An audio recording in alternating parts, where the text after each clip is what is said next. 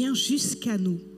Devant le roi éternel, tombez à genoux, car son règne est au-dessus de tout. Chantez sa grandeur, célébrez sa gloire, et proclamons de même cœur ce nom si merveilleux. Nous voici pour louer.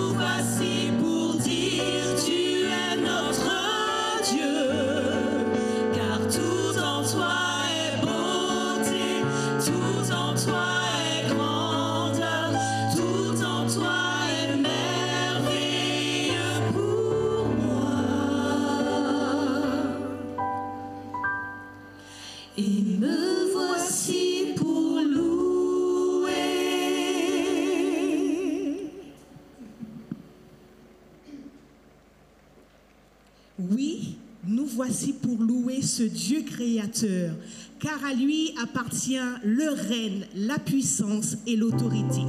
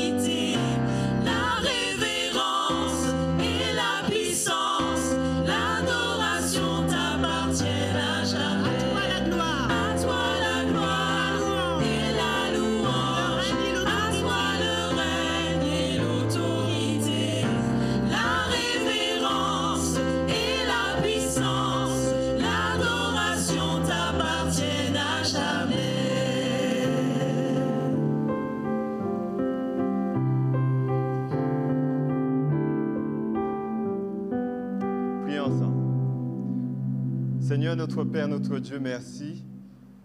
Merci d'être notre Dieu. Merci de ta présence parmi nous. Et nous souhaitons, Seigneur, que d'un seul bouquet, nous puissions t'offrir nos louanges, notre reconnaissance, et que tu fasses de nous, Seigneur, ce que tu veux. Au nom de Jésus. Amen.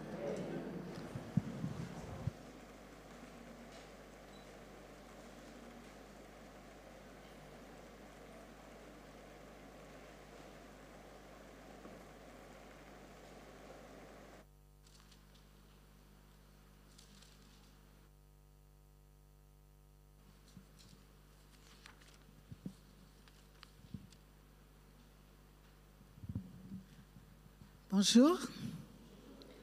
Je suis inscrit dans le calendrier et est fêté le 30 octobre. 4090 personnes en France depuis 1890 portent ce nom. Ma définition, qu'on l'accueille avec plaisir. C'est pour cela que l'équipe pastorale et moi-même, nous vous disons bienvenue. Merci de vous être déplacés pour être ici en ce matin.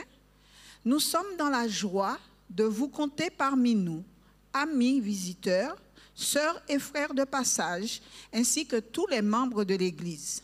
Quel que soit l'endroit où vous êtes, dans la chapelle, les salles annexes et le net, soyez à l'aise en présence de Dieu. Que la paix et la grâce nous soient données en Jésus-Christ, notre Sauveur. Bienvenue à tous.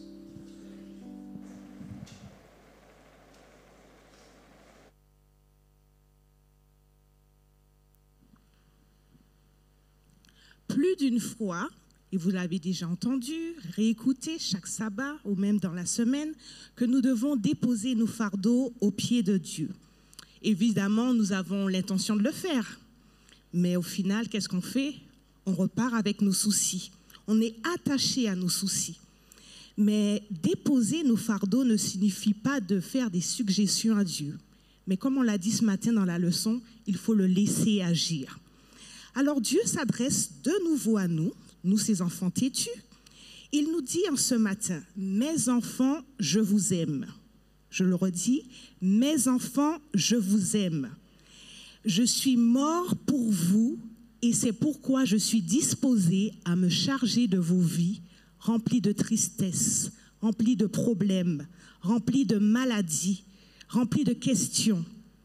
Aujourd'hui, ce matin à 12h15, laisse-moi te toucher et t'envelopper de mon amour. Je laisse à tes pieds mes fardeaux.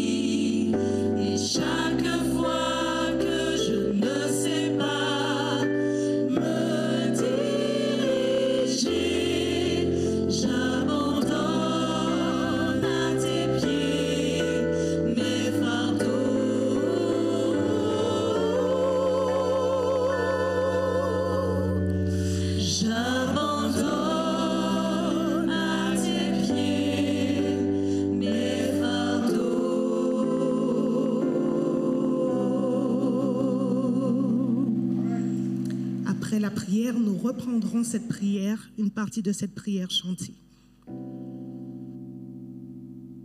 Je vous invite à vous tenir à genoux.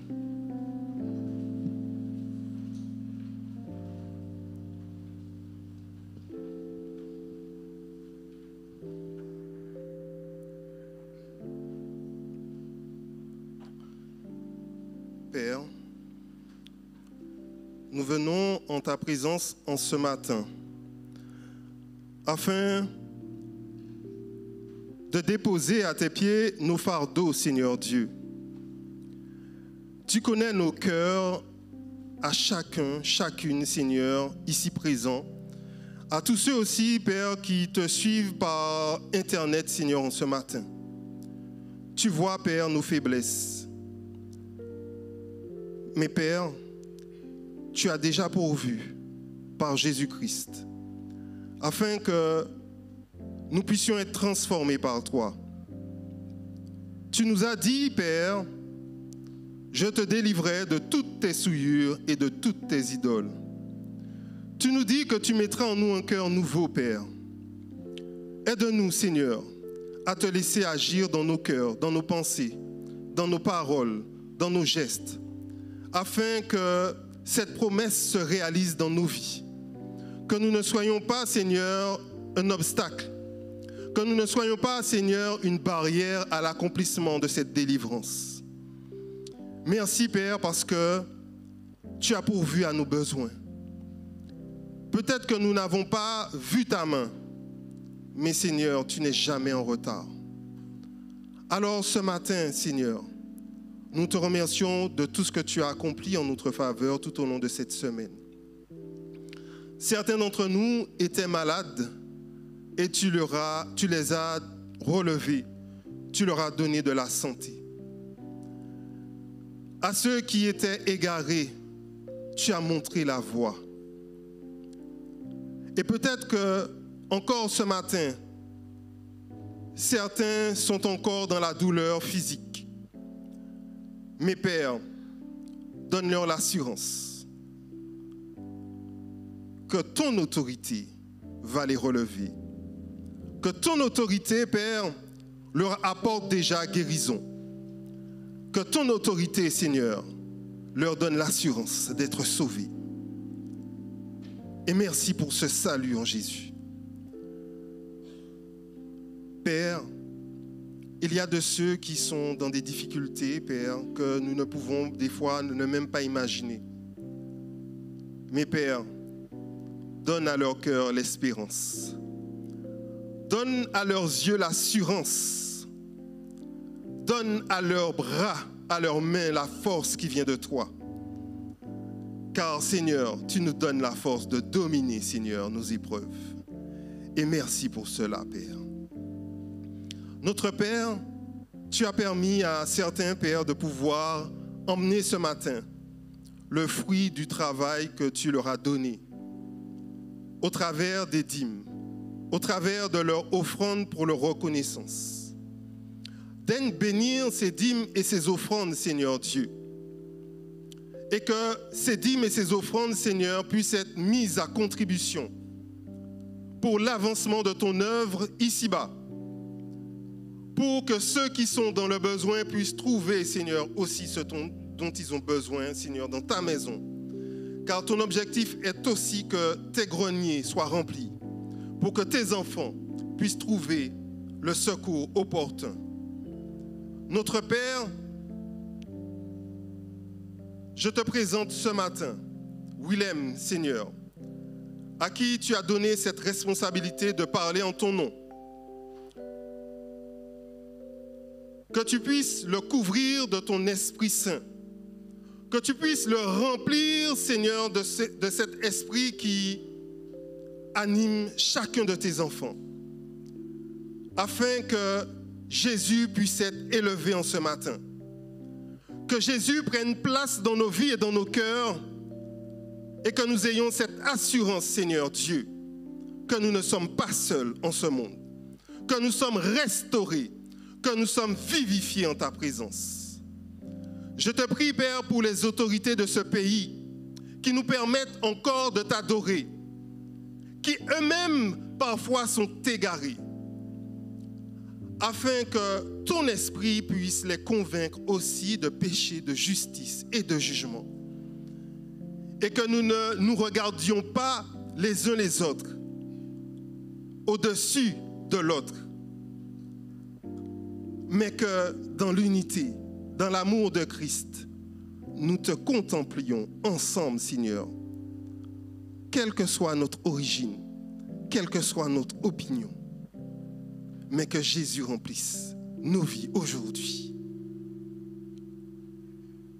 Père, à toi la gloire, à toi l'honneur.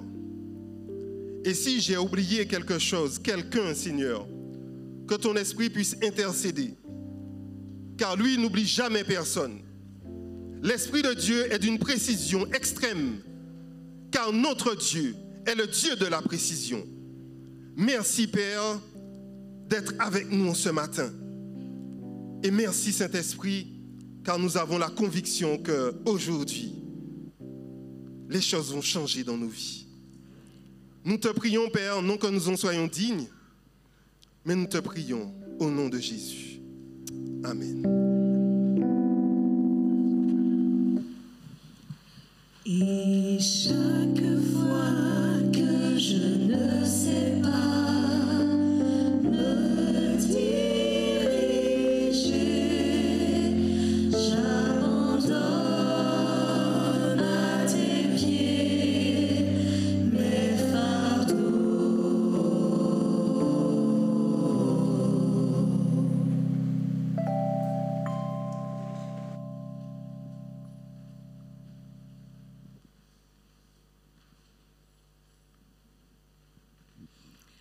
Avez-vous eu l'expérience d'être égaré et qu'avez-vous ressenti?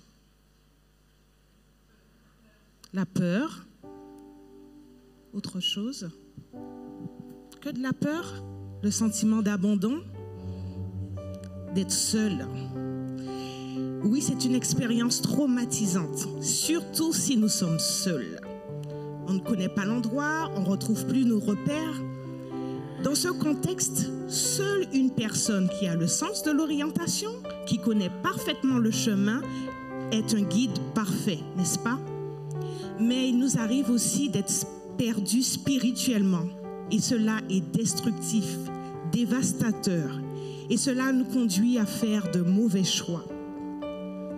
Mais la bonne nouvelle, le chemin que nous avons emprunté vers notre destination finale qui est le ciel, est indiqué par les traces de Jésus. Si nous le suivons pas à pas, nous ne serons plus perdus et nous saurons avec certitude par où passer. C'est vrai que nous traversons des déserts, mais Jésus ne nous abandonne jamais.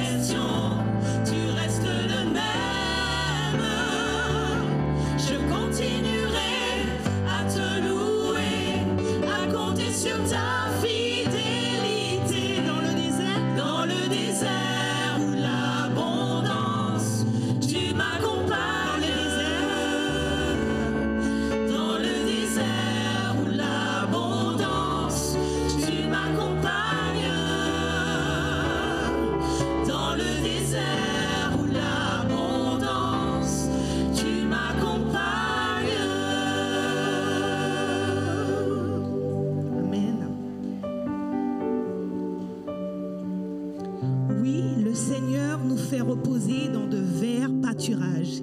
Il nous conduit près des eaux tourmentées et nous ne donne pas la force de travailler. Amen. D'accord. Il nous conduit près des eaux paisibles. Il nous donne la force de travailler et conduit nos pas dans les sentiers de la justice. Quand nous sommes entourés d'ombre et d'obscurité, il nous prend par la main. Remercions Dieu pour sa bonté à travers ce chant. Jésus prend soin de moi et j'inviterai le diaconat pour le service des offrandes.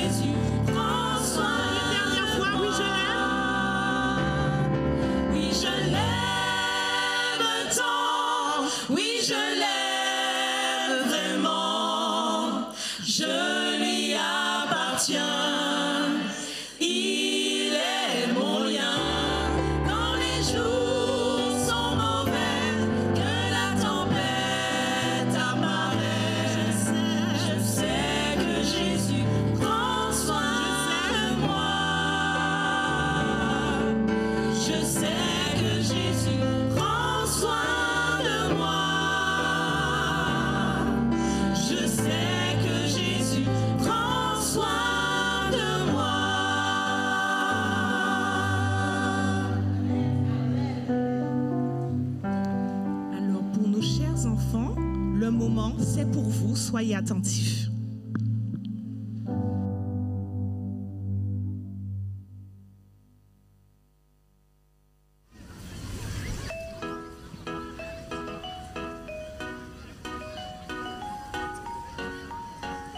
Bonjour les enfants, j'espère que vous avez passé une bonne semaine et que vous avez pu continuer à vous entraîner avec les armes que Paul nous avait présentées. Nous continuons notre histoire autour de la lettre qu'il avait écrite aux Galates. Vous vous souvenez ? Il était triste et en colère et il tenait absolument à faire comprendre aux chrétiens de Galates que seul Jésus pouvait les sauver et qu'il ne devait laisser personne venir troubler leur paix. Il y a d'autres choses qui l'ont embêté et nous allons continuer notre histoire sur ces détails. Installez-vous, l'histoire continue.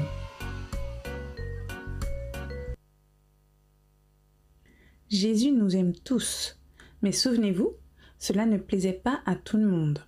Certains sont donc venus de Jérusalem voir nos chrétiens de Galates. Ces chrétiens n'appréciaient pas la mission que Paul s'était donnée, d'évangéliser les païens.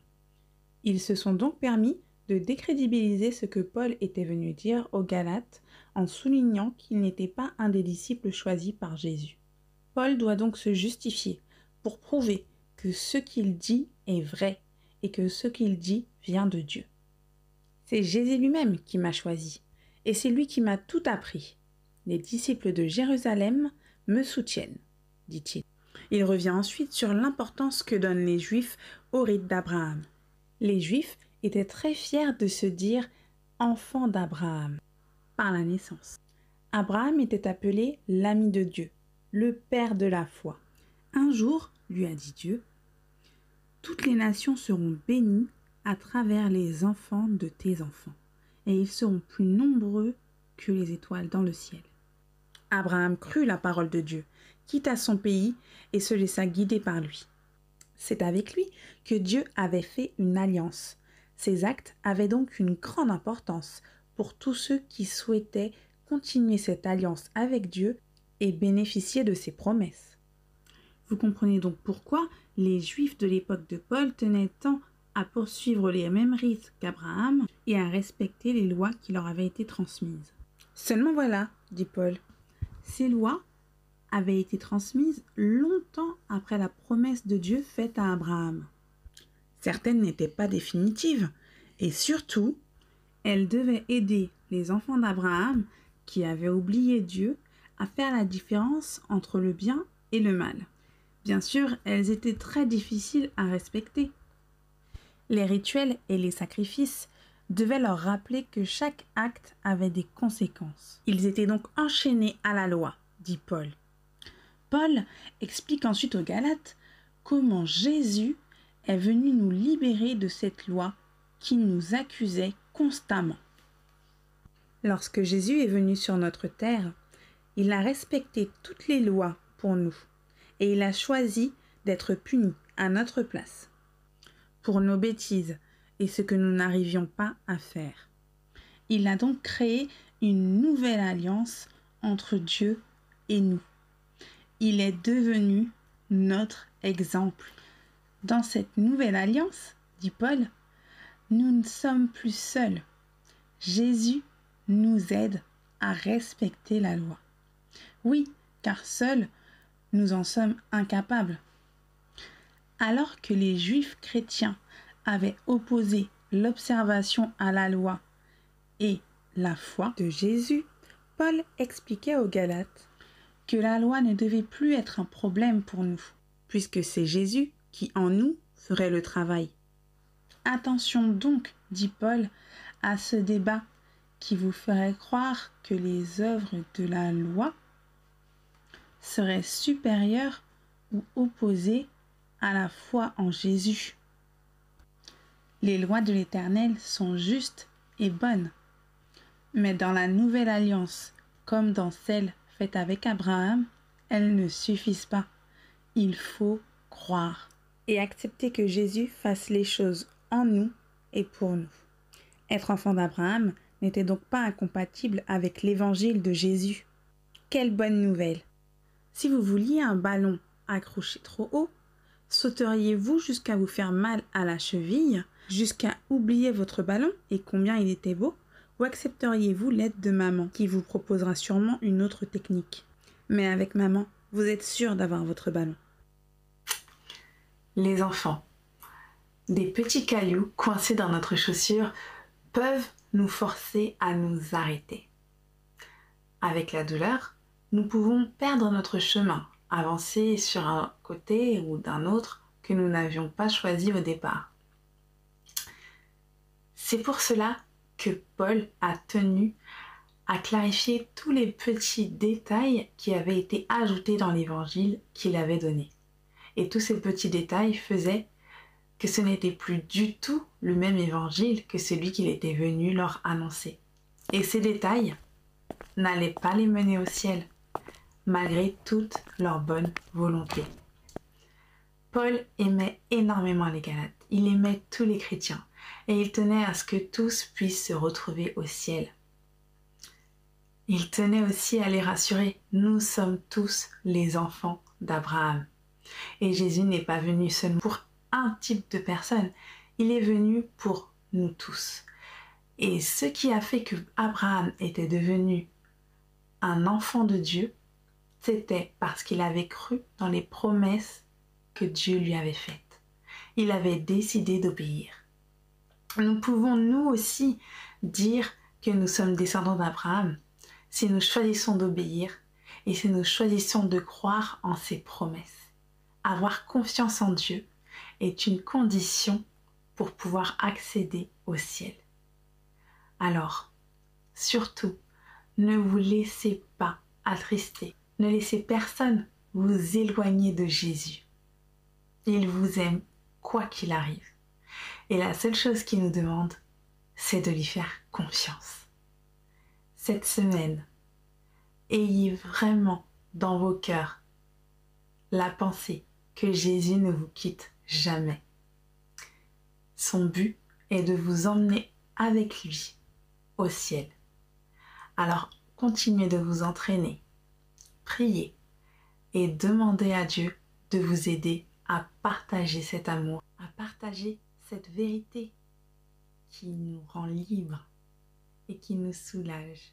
Et il n'attend qu'une chose, que nous le laissions entrer dans notre vie. Et il fera avec nous tout ce qui nous paraît difficile.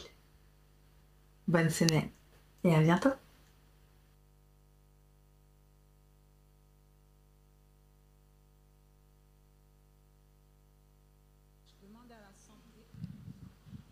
De se lever pour la lecture du texte de base, qui se trouve dans Luc 15, versets 1 à 7.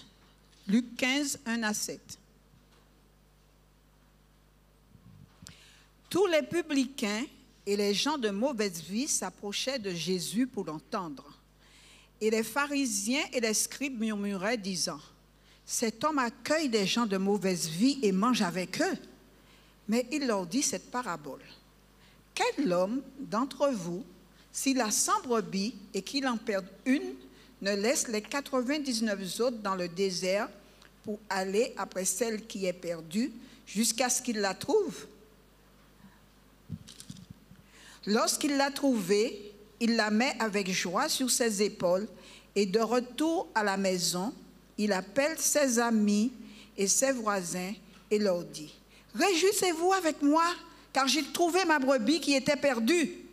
De même, je vous le dis, il y aura plus de joie dans le ciel pour un seul pécheur qui se repent que pour 99 justes qui n'ont pas besoin de repentance. Amen.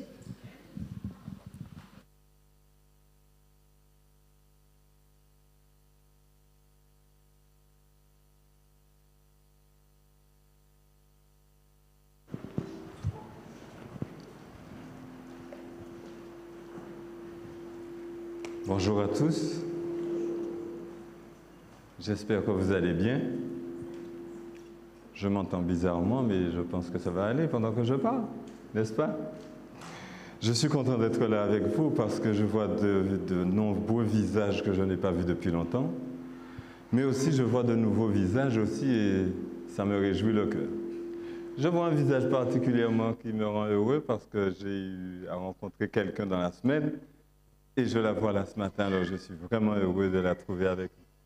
Elle fait partie de la famille, vous êtes tous de ma famille et je suis bien content d'être avec vous. Je me sens chez moi et je suis heureux de vous dire que je vais prendre mon aise pour parler avec vous parce que je sais que vous m'aimez beaucoup et que vous allez rester avec moi jusqu'à la fin, n'est-ce pas? Bien. Alors, vous savez, j'ai eu un petit stress avant et ça m'a donné envie de faire pipi, donc je vous ai faussé compagnie un petit moment. Mais ne vous inquiétez pas, je suis là. Il y a quelque chose qui me touche particulièrement. C'est l'amour de Jésus pour ceux qui ne sont pas encore dans la bergerie. Et ça, c'est quelque chose qui me tracasse l'esprit depuis très, très, très longtemps. Et quand vous êtes invité en quelque part, ou pas, et que vous vous trouvez à un lieu et que vous soyez bien accueillis, c'est une belle chose, n'est-ce pas? Mais quand ce n'est pas le cas, que c'est triste. Je me rappelle une fois, j'ai été invité à rencontrer les parents d'une fille que je fréquentais, mais vraisemblablement, sa mère n'était pas du tout d'avis de me recevoir. Et elle ne me l'a pas dit, elle ne le pensait pas non plus. Et je suis arrivé,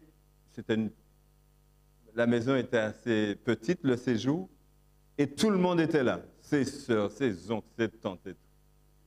Et quand je suis entré, un petit peu en retard, comme tout antillais, tous les yeux se sont braqués sur moi. Alors je me suis présenté, j'ai salué tout le monde. Et quand je suis arrivé à côté de la mère, la maîtresse de maison, elle se retournait, elle m'a donné son dos. Alors j'ai senti quelque chose que peut-être vous n'avez jamais ressenti. C'est comme si j'étais là, mais je n'étais pas là, mais je ne savais pas où j'étais, mais je ne comprenais pas. Et puis j'avais envie de partir, mais mes pieds ne partaient pas. J'avais tellement honte. Alors, je me suis retourné à côté de mon ami, on s'est mis à table, et je lui ai dit que j'ai envie de faire pipi. Et je suis parti faire pipi, mais je ne suis plus jamais retourné. Simplement pour dire que lorsqu'on est mal accueilli en quelque part, ça fait très mal.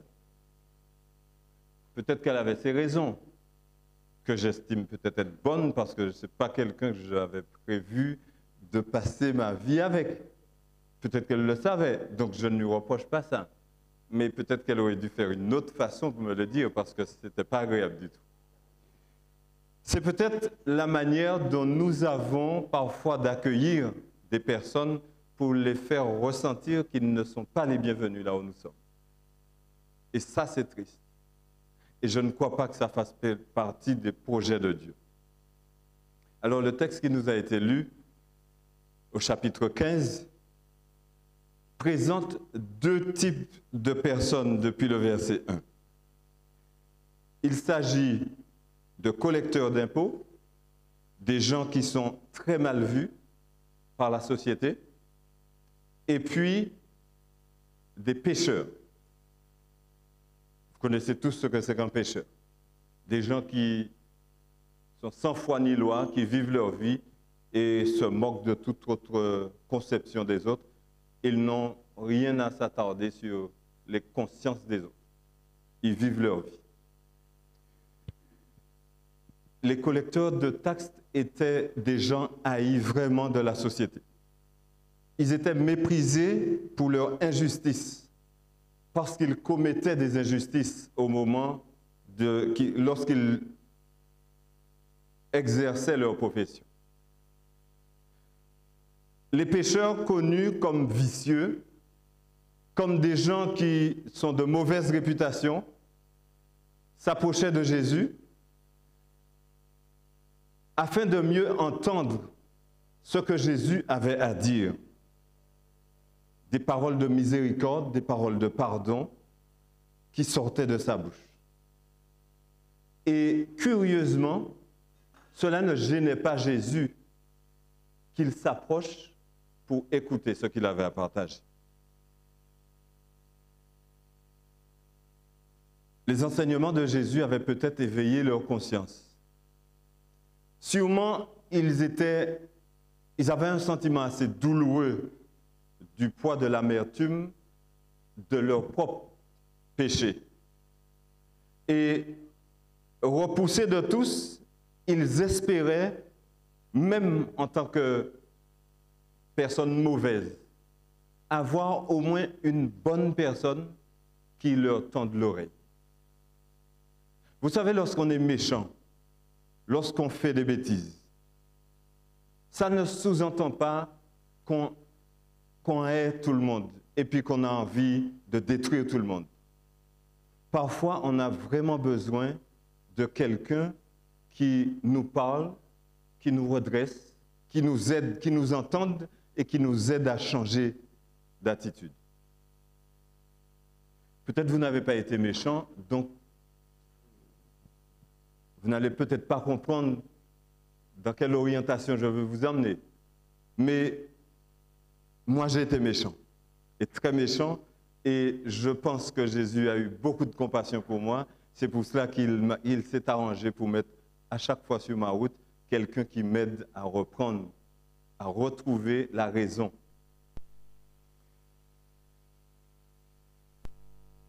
C'est ce type de situation qui se prodigeait à chaque fois que Jésus arrivait dans un lieu. Les gens de mauvaise vie, curieusement, s'approchaient de lui pour entendre de bonnes paroles. Mais c'est curieux que des gens de mauvaise vie puissent être interpellés par des gens de bien. Curieusement, on a toujours l'impression que lorsque quelqu'un est méchant, il est mauvais, il ne cherche pas la compagnie de bonnes personnes, n'est-ce pas? On les trouve dans la rue en train de chercher la fréquentation, par exemple, des drogués, et ils font toutes sortes de bêtises. Donc on se dit, ce sont des mauvaises personnes et ils aiment ça. Et pourtant, la parole de Dieu nous dit, bien au contraire, que ces personnes cherchaient toujours la présence de personnes influençables, dans le bon sens, pour les aider forcément à changer d'attitude. Le deuxième groupe de personnes présentées au verset 1 et 2, c'est des pharisiens et des scribes. Alors ceux-là sont spéciaux. En Israël, ce sont des spécialistes, les scribes, des spécialistes qui ont la maîtrise des Écritures. Ils maîtrisent la technique et ils sont là depuis environ 5 siècles avant Jésus-Christ. Ce sont eux à qui on s'adresse, c'est vers eux qu'on se tourne lorsqu'on a besoin d'écrire, mais de comprendre, d'approfondir, de rechercher. Ce sont des gens qui ont le sens de la lettre. Et la primauté est donnée au texte de loi, mais aussi à son interprétation. Donc, en réalité, les scribes ne sont pas de mauvaises personnes ou une mauvaise fonction au départ. Les pharisiens, eux, croyaient aux anges et aux démons. Et on dit qu'ils partageaient l'espérance de la résurrection, comme nous, adventistes du 7e jour, n'est-ce pas? Ils attendaient le proche avènement du royaume de Dieu, comme nous, adventistes du 7e jour, n'est-ce pas? Leur fidélité à la Torah, leur discipline de vie, la largeur de leur credo, aussi le zèle pieux qu'ils déployaient dans les synagogues pour l'édification et l'instruction de leurs frères, leur gagnait la considération du peuple et leur assurait une influence considérable sur le peuple. Donc le peuple reconnaissait les pharisiens comme des gens influents et importants et garants de l'attitude qui convient à observer les Écritures. Donc les pharisiens, ce ne sont pas des mauvaises personnes, n'est-ce pas?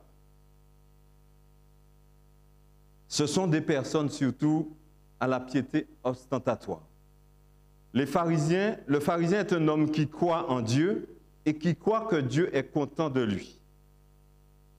C'est une personne qui, observant strictement les préceptes moraux, s'attache plus à leur formalisme qu'à leur contenu et se donne une bonne conscience avec laquelle elle juge sévèrement la conduite d'autrui.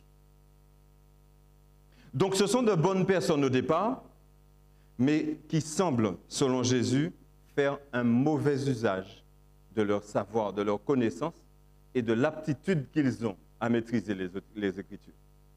Parce que sachant qu'ils ont le savoir, ils estiment qu'ils ont le droit de corriger et de reprendre les autres. Et je n'ai pas envie de dire comme nous, adventistes du 7e jour, parce qu'on n'est pas comme ça, n'est-ce pas?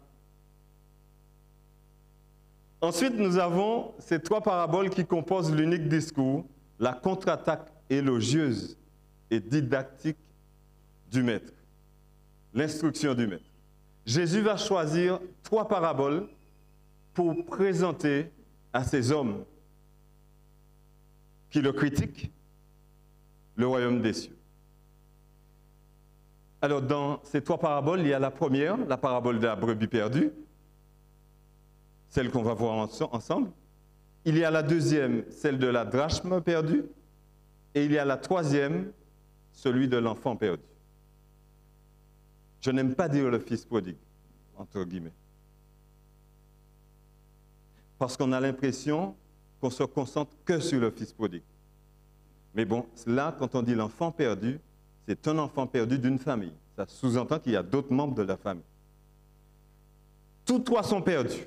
Et le salut du pécheur est réalisé merveilleusement, d'une façon majestueuse, par l'amour à la fois du Père, du Fils, qui représente le Christ, qui va chercher la brebis, le Saint-Esprit, qui représente la lumière que la femme allume pour rechercher la drachme perdue dans la maison, et le Père de famille, celui qui reste là, qui attend que le Fils revienne. C'est curieux qu'on le représente comme notre Père, Dieu notre Père, puisqu'il reste là à attendre qu'il revienne. Non seulement le tendre berger cherche sa brebis jusqu'à ce qu'il l'ait trouvée, mais il la prend ensuite sur ses épaules et il la ramène à la maison. Comme cette drachme perdue, cette pièce de monnaie à l'effigie du souverain qui l'a émise, l'homme à l'image de celui, il est à l'image de celui qui l'a créé. Il est perdu, et quand il est perdu, à quoi il peut servir? Et c'est le raisonnement que Jésus veut amener. S'il est perdu, il est inutile. À quoi il sert? Alors le Saint-Esprit va allumer une lampe, comme celle de la drachme, pour la retrouver, et il va partir, il va se mettre à l'œuvre d'une façon diligente pour aller chercher dans la poussière, dans les ténèbres, cette drachme que nous sommes, nous, chacun d'entre nous. Chaque parabole mentionne la joie légitime du propriétaire d'aller chercher sa brebis, la ramener et de fêter ensuite avec elle et le reste des membres de la famille. Cette joie de Dieu rencontre un écho chez les anges. Si nous regardons bien lors de la création, dans Job 38, verset 7, vous allez lire ça chez vous, les anges se mettent à chanter à la création. Tout à l'heure, on a chanté, n'est-ce pas, que les anges sont heureux de chanter avec nous lorsque nous sommes heureux avec Dieu. Puis, à la naissance du Sauveur, dans Luc 2, verset 13, les anges se sont mis à chanter à la gloire de Dieu.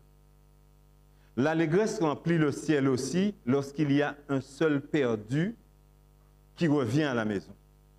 Parce que les anges chantent à chaque fois qu'il y a une personne de perdu qui revient, qui rentre à la maison de Dieu. Le prix d'une âme est si grand aux yeux de Dieu, de notre Dieu d'amour. L'unité du plaidoyer de Jésus est évidente. Retrouver ce qui était perdu suscite une joie légitime. Et regardez bien comment le texte le présente. Luc présente « était perdu » à l'imparfait. Ce qui sous-entend qu'il peut ne plus être perdu aujourd'hui. Ce qui était perdu peut être retrouvé et gagné. Il ne dit pas « est perdu ». Ça veut dire définitivement perdu. La commensalité doit avoir à faire avec les retrouvailles pour Jésus. Alors, j'utilise ce mot parce que je l'aime particulièrement. La commensalité. Quand j'ai lu ce mot, j'ai cru que ça parlait de commencement. Mais pas du tout. Il s'agit simplement dans une situation. Par exemple, vous vous trouvez dans la jungle, il y a un animal sauvage qui se jette sur sa proie et qui la déchiquette. Je suis un peu macabre des fois quand je décris les choses. Mais peut-être j'ai été bouché, j'ai fait plein de choses, donc j'aime ça. Bref. Alors, quand l'animal va déchirer sa proie, il va commencer à la déguster. Mais l'exemple, ce que représente la commensalité, c'est quand il va permettre à un autre animal qui arrive, qui a faim, il va lui laisser la poire et va lui permettre de manger avec lui. Autrement dit, quand Jésus parle de cela, il est en train de dire que lorsque nous qui sommes bien, qui sommes bons, qui n'avons pas besoin de repentance, nous rencontrons des gens qui en ont besoin, nous devrions faire de la place pour eux afin qu'eux puissent goûter à ce que nous avons goûté qui est si bon et partager avec eux. Et ça, je trouve ça extraordinaire. Comme Christ, faisons de notre possible pour permettre aux personnes, les personnes mauvaises, les personnes de mauvaise vie que nous rencontrons, de se sentir les bienvenus à notre table. Lorsque nous avons des agapes, des repas fraternels, c'est bien de nous rencontrer, on ne s'est pas vu depuis longtemps. Si vous m'invitez à manger à midi, je serai content de manger avec vous. Mais je serai d'autant plus heureux de rencontrer des personnes de la rue, des personnes qu'on a rencontrées ce matin et qui cherchent quelque chose et qu'on leur propose de manger avec nous.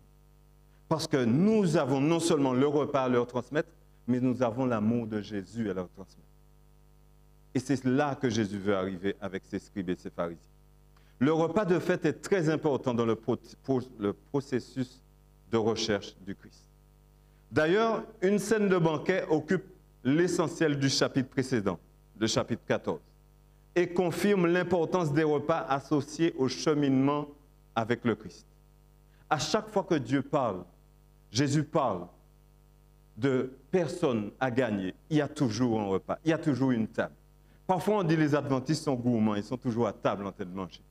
Mais c'est une culture de Christ, de s'asseoir à table pour manger et de partager avec d'autres.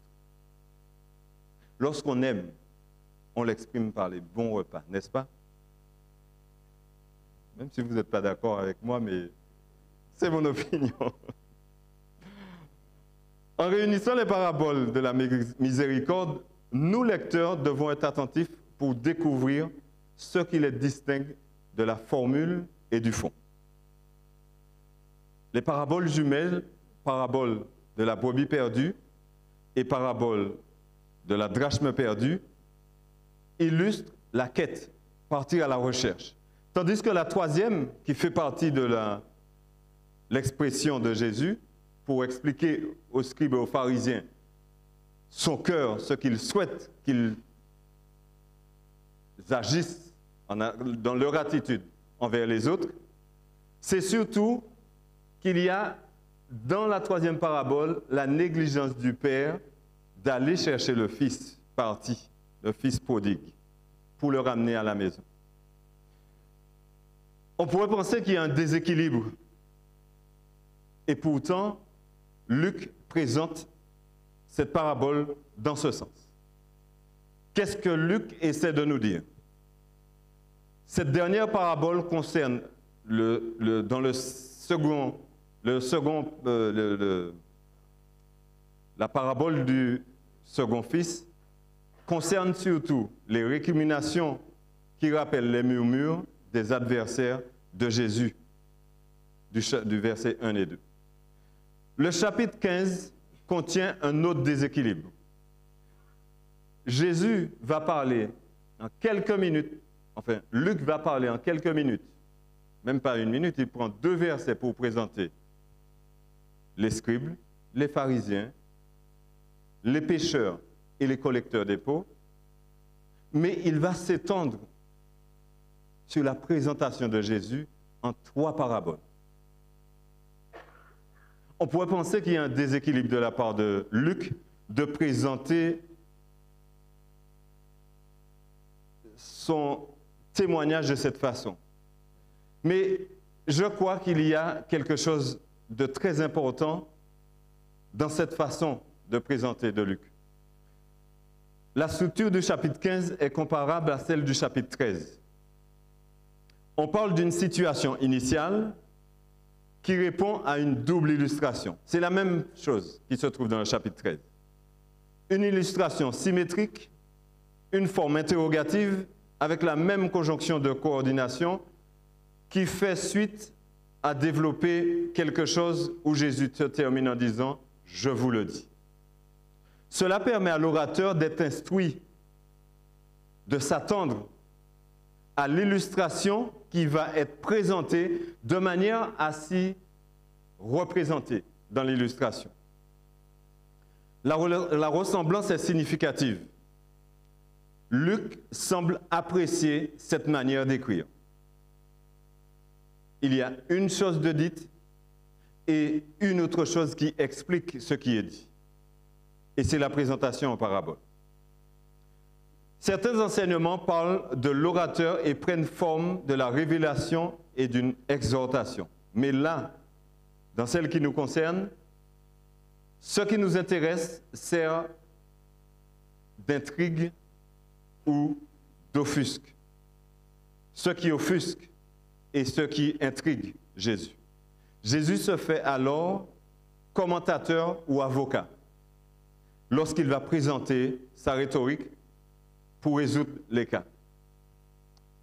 Si la petite composition du chapitre 13 présentait une conversion assez rapide, celle du chapitre 15 va s'étendre un peu plus longtemps.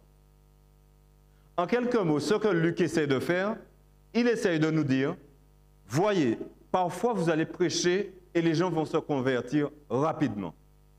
Mais parfois vous allez prêcher, et c'est ce que Jésus fait en présentant les 3 paraboles pour une.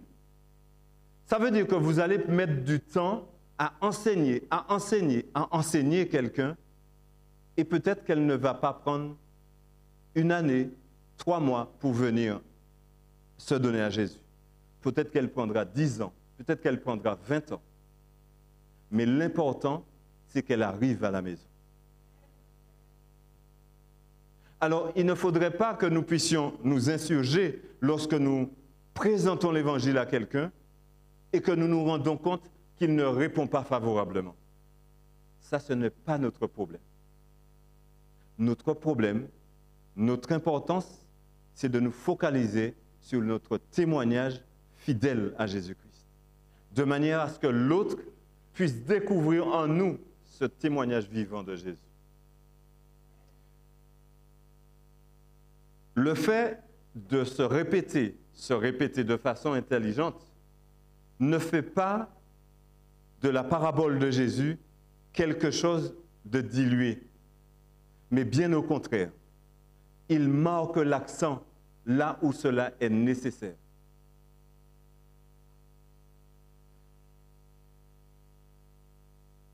Même si le texte de l'enfant perdu ne se termine pas comme les 2 autres paraboles, puisque à l'interrogation que le père va donner au fils aîné qui est mécontent du fait qu'on fête pour le frère qui est revenu, Jésus va laisser, ou Luc va laisser l'interrogation, ne sachant pas quelle est la décision du fils aîné.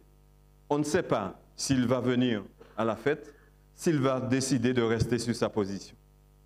Mais l'important, c'est que Luc est dans le même sens de Jésus, il laisse la porte ouverte pour que lorsqu'il décide de revenir, qu'il puisse se sentir chez lui, qu'il puisse se sentir accueilli.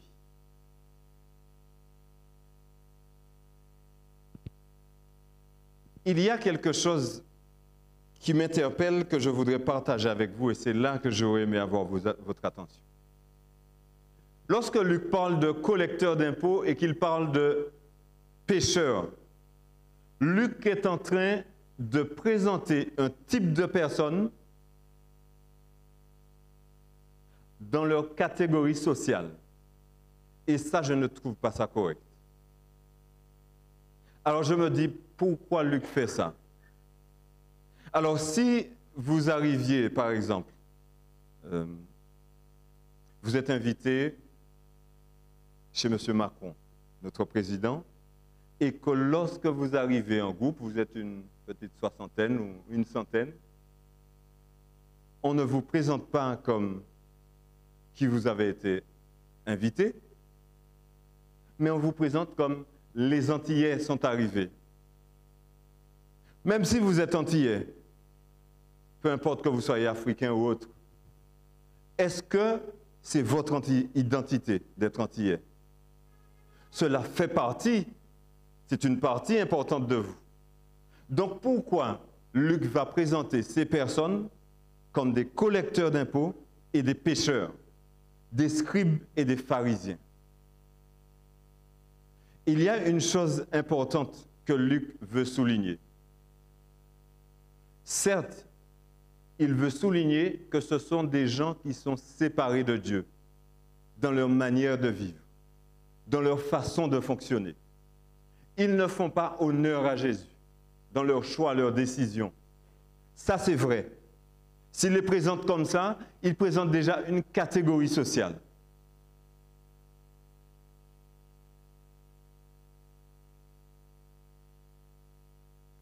Mais il essaie de nous dire aussi, qui sont-ils réellement à nos yeux?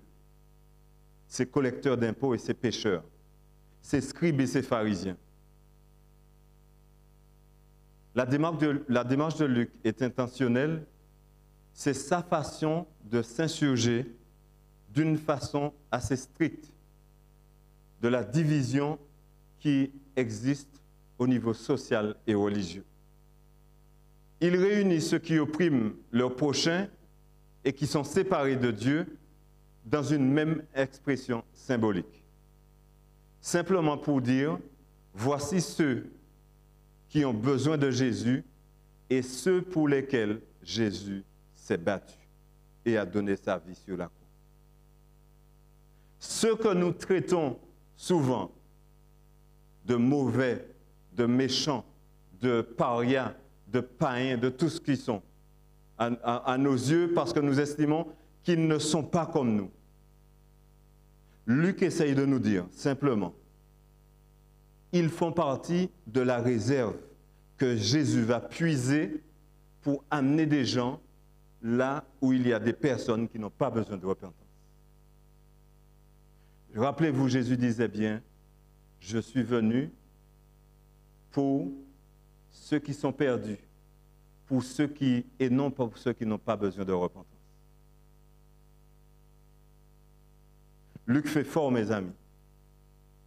Luc essaie de nous dire quel regard vous avez sur les gens qui sont autour de vous et qui ne partagent pas votre foi, qui ne mangent pas comme vous, qui ne s'habillent pas comme vous, qui ne se réunissent pas avec vous pour louer Dieu, pour chanter, pour... Et il essaye de nous dire quelle opinion, quel regard devrions-nous adopter vis-à-vis de ces gens-là. Parce que si Dieu tarde encore, c'est pour que ces gens-là trouvent leur place dans le royaume des cieux.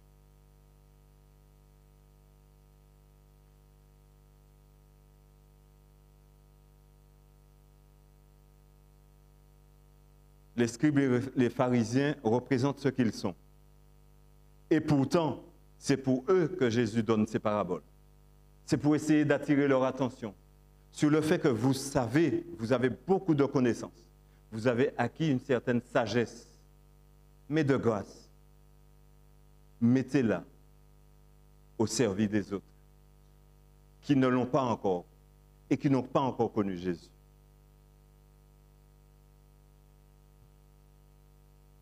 Jésus a fait beaucoup pour nous, n'est-ce pas? Il a fait en sorte que nous puissions être des gens fiers de ce que nous sommes devenus. Et nous devrions avoir fiers de ce que nous sommes. Je ne veux pas que vous sortiez d'ici et que vous ayez un visage triste disant que Willem a dit que vous êtes ceci, vous êtes cela.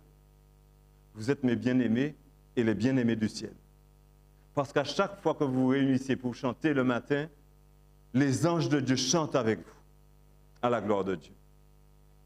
Mais ils essayent de vous dire aussi, mes amis, il y a des gens qui espèrent entendre ce que vous entendez ce matin. De grâce, ne gardez pas pour vous tout ce que vous avez reçu.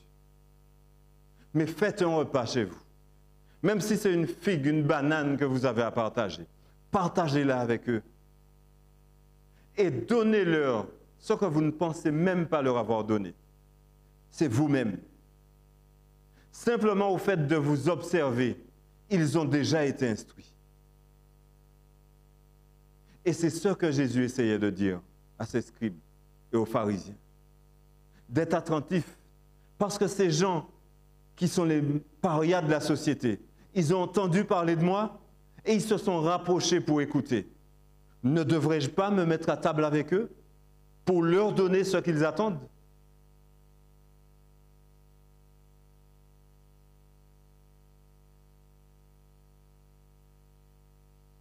Chers amis, nous sommes ces scribes et ces pharisiens parce que nous sommes des hommes et des femmes qui avons acquis une certaine sagesse depuis 1 an, depuis 6 mois, depuis 10 années ou 20 ans ou 30 ans avec Dieu. Et lorsque nous sommes avec ces gens qui n'ont pas la même vie que nous, à notre travail, au sport, à la marche, lorsque nous passons du temps libre avec certaines personnes, certains amis qui n'ont pas notre foi, nous sommes ces scribes et ces pharisiens. Parce que nous avons acquis une certaine sagesse qu'ils n'ont pas. Et c'est à nous de le porter. Ne regardons pas les scribes et les pharisiens comme les pasteurs, les responsables d'église, etc. Parce que Jésus ne parle pas de ce savoir. Rappelez-vous 1 Corinthiens 13, Paul dit que ça ne sert à rien si on ne met pas en pratique le savoir que Dieu nous a donné.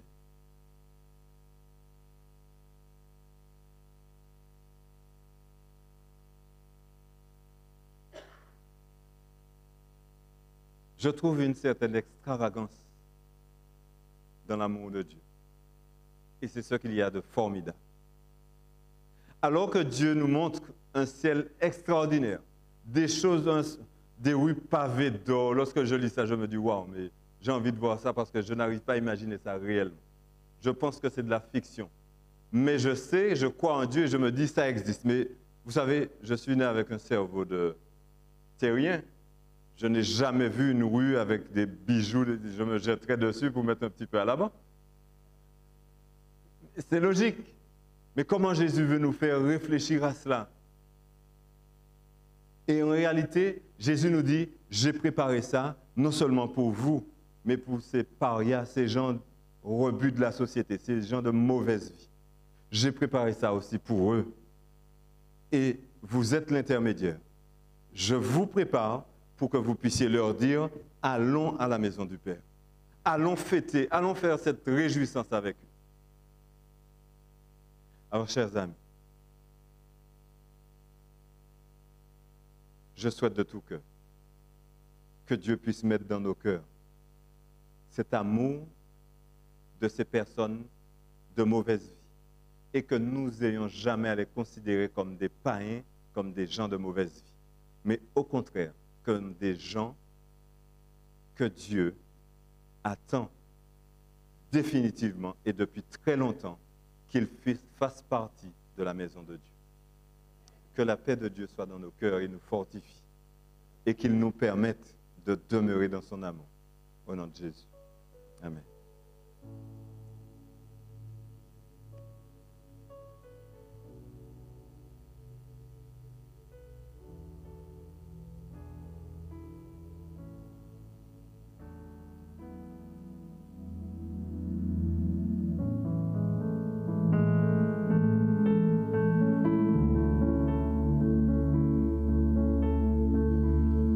Tu n'as pas attendu que tu viennes à nous, mais tu as revêtu notre humanité. Alors je veux crier à toi parce que tu nous as aimés le premier.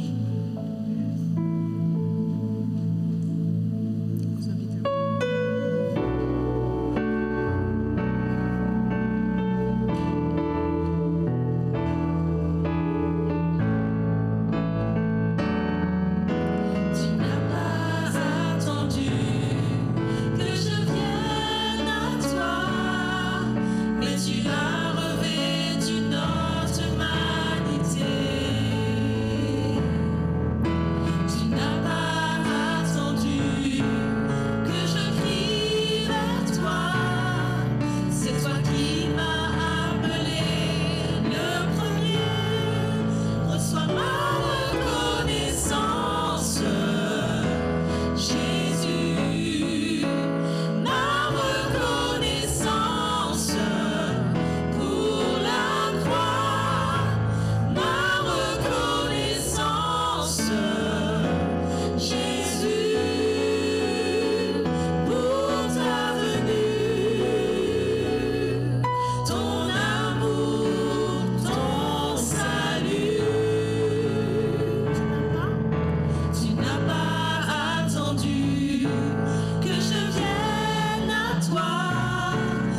tu as revêtu notre humanité.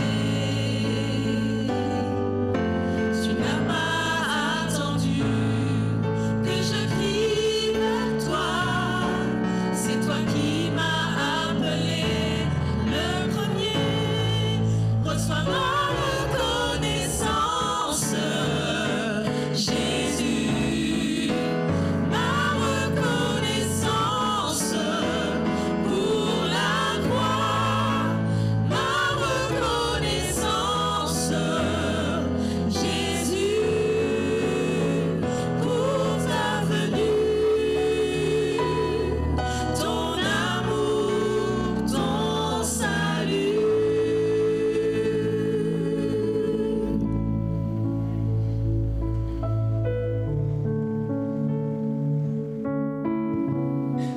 Inclinons la tête pour la prière. Seigneur, tu n'as pas attendu, Seigneur. Car dans ta parole, tu dis que tous ont péché et sont privés de la gloire de Dieu. Aide-nous, Seigneur, à toujours nous rappeler, Seigneur, de là où tu nous as sortis, Seigneur Dieu, afin que l'humilité s'attache à nos cœurs, afin que lorsque nous regardons quelqu'un, Seigneur, ou des personnes, Seigneur, qui ne te connaissent pas et qui ont fait un choix de vie, Seigneur, qui ne t'honore pas ou qui ne les relève pas ou qui ne leur permettent pas, Seigneur, d'être des personnes pleinement vivantes en Jésus. Aide-nous à avoir ce regard compatissant. Aide-nous à avoir ces paroles d'amour, ce comportement bienveillant, afin que l'amour que nous avons reçu puisse leur être transmis, Seigneur Dieu, en toute simplicité. C'est vrai qu'en tant que chrétiens, nous aimons souvent donner des versets bibliques. Mais Jésus nous parle aussi de notre attitude, Seigneur. Quelle est ton attitude quand tu vois quelqu'un qui est dans le besoin? Est-ce que tu es prêt à lui tendre la main ou est-ce que tu es prêt à lui tendre une parole qui peut peut-être le décourager, qui peut le diminuer? Mais Seigneur, remplis-nous de ton esprit, vraiment Seigneur, pour que dans les choses simples de la vie, nous soyons déjà fidèles avant d'accomplir les grandes. Car bien souvent, nous voyons déjà les grandes, mais nous oublions les petites choses, Seigneur. Alors remplis-nous, Seigneur, de ce zèle, afin que l'amour, Seigneur, que tu as manifesté sur la croix, soit déjà manifesté dans nos cœurs, soit manifesté dans nos familles, auprès de nos parents, de nos enfants, quand ils ont un comportement peut-être qui des fois nous dépasse. Parfois, il ne suffit pas simplement de leur parler ou de répéter des choses. Simplement d'être à l'écoute. Simplement être la main qui le touche quand il en a besoin. Seigneur, le sang de Jésus n'est pas vain sur la croix, parce que tu connais ton œuvre et tu vas l'amener à bon port. Simplement, Seigneur Dieu, aide-nous d'être de ceux qui accomplissent cette œuvre avec sagesse, avec humilité, avec patience et bienveillance. Merci parce que, Seigneur Dieu, nous savons que tu n'es pas en retard et que tu accompliras ces choses dans nos vies. Merci pour Jésus, car tu n'as pas attendu, Seigneur. Tu es venu parce que nous avons du prix. Même si nous pouvons sembler être sales, tu ne nous as pas regardés ainsi. Tu as regardé à ce que tu pouvais faire de nous, tes enfants. Merci, Père. Nous te prions au nom de Jésus. Amen.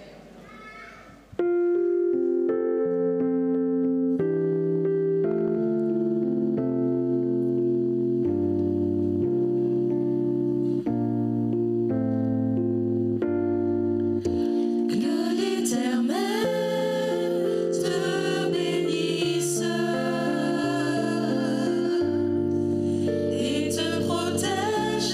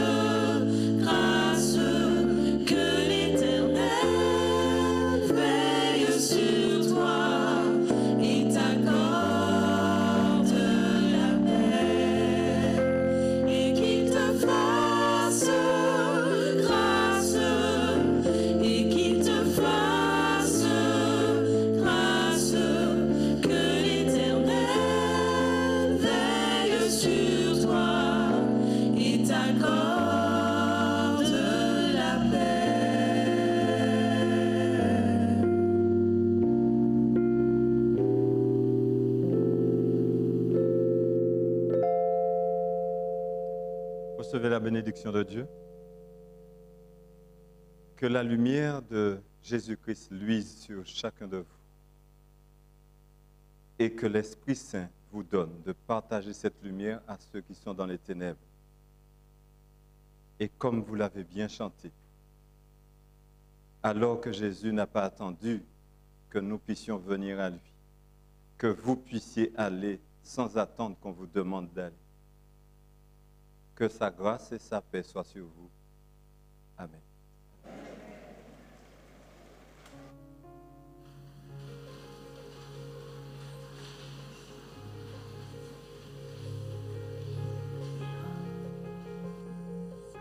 Rien de ton passé ne pourra empêcher l'amour de Dieu se manifester dans ta vie. Envoie ta lumière, Seigneur, et ta vérité, qu'elle me guide sur ta montagne sainte et qu'elle me conduise dans ta maison. Sauveur, il déplace les montagnes, car tous ont besoin d'être aimés.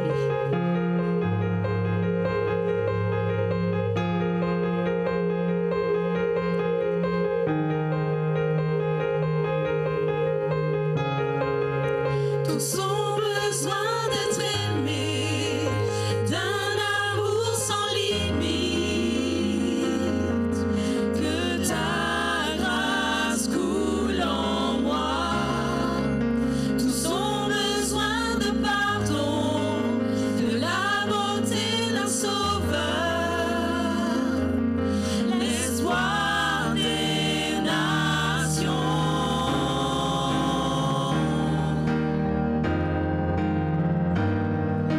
Sauveur, il déplace les montagnes. Mon Dieu sauve avec puissance. Il sauve avec puissance. Pour toujours, créateur du salut. Jésus a vaincu la mort. Il a vaincu la mort.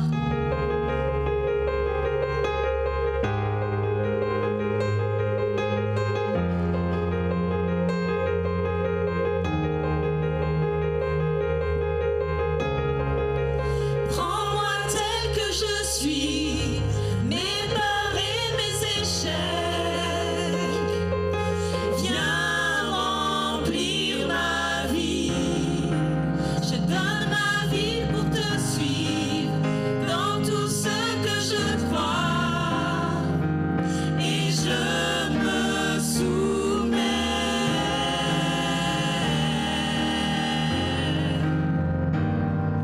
Sauveur, il déplace les montagnes. Mon Dieu sauve avec puissance.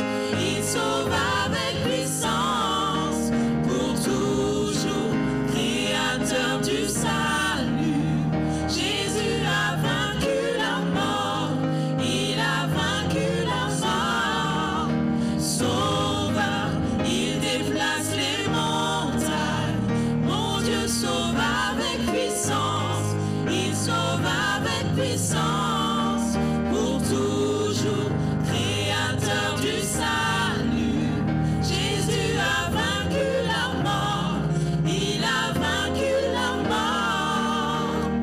Resplendit pour que le monde voie. Nous chantons pour la gloire du roi ressuscité. Jésus resplendit pour que le monde voie. Nous chantons pour la gloire du roi ressuscité. Resplendit Jésus, resplendit pour que le monde voie. Nous chantons pour la gloire du roi ressuscité. Jésus resplendit pour que le monde voie. Nous chantons pour la gloire du roi ressuscité. Sauveur, il déplace les montagnes. Mon Dieu sauve avec puissance. Il sauve avec puissance. Pour toujours, créateur du salut.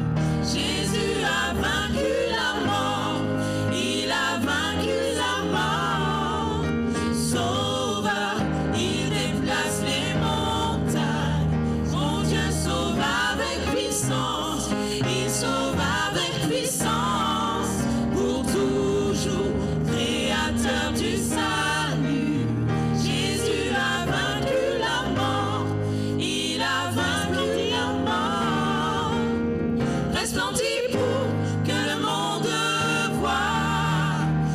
chantons